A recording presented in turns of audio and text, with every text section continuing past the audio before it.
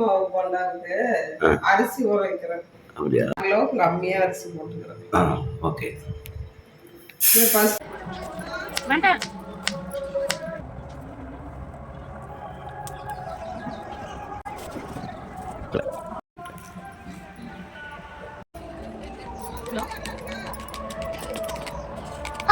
இப்படி பார்த்தா நாய்ச்சாண்டா அட்டிட்டு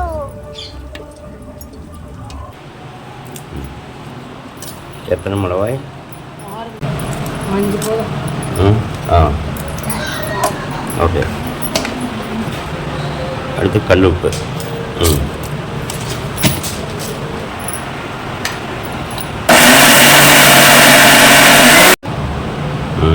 சூப்பராக மஞ்சிடுச்சு.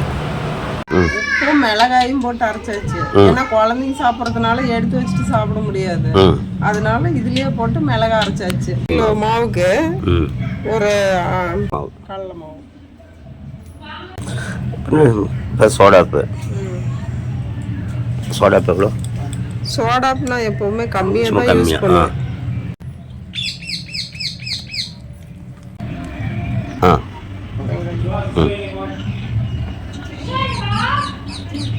அடுத்து கருவேப்பிலை.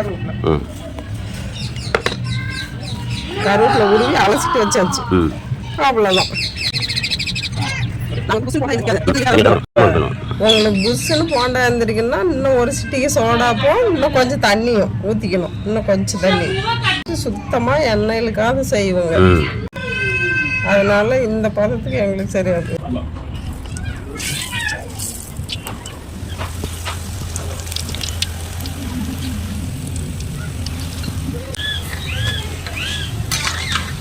சூப்பர்.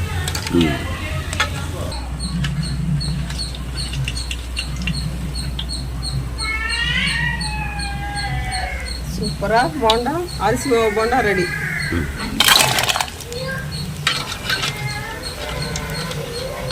அரிசி மாவு போண்டா எண்ணெயே இழுக்காதுங்க, அவ்வளோ சூப்பராக இருக்கும். பாருங்க.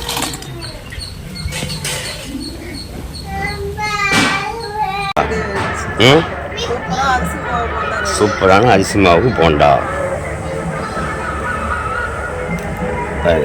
சூப்பரான அரிசி மாவு போண்டா சூப்பராக இருக்கும். இந்த மெத்தடில் செஞ்சு பாருங்க. ஓகே. பாய்.